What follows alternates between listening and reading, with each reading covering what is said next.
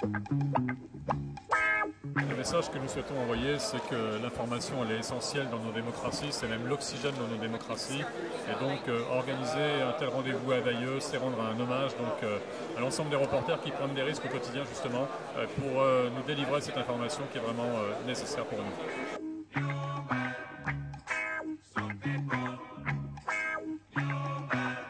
Ma position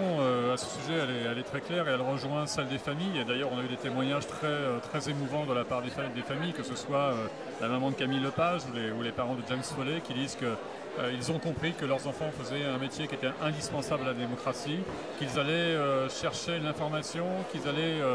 vérifier partout où il y avait la guerre, donc s'il était nécessaire de rapporter cette information et quelles étaient les conséquences sur les populations civiles. Donc c'est vrai qu'on a besoin de ces femmes, de ces hommes qui prennent des risques justement pour être témoins de l'actualité et nous transmettre ces clés de compréhension pour justement voir ce qui se passe dans l'ensemble du monde.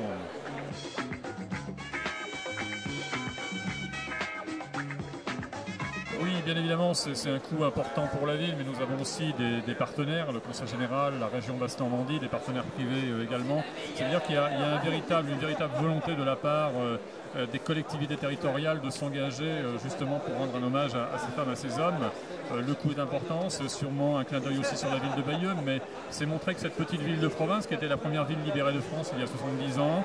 qui a son reportage de guerre, qui est la tapisserie de Bayeux du XIe siècle, eh bien, elle sait ouvrir une fenêtre sur l'actualité, sur le monde,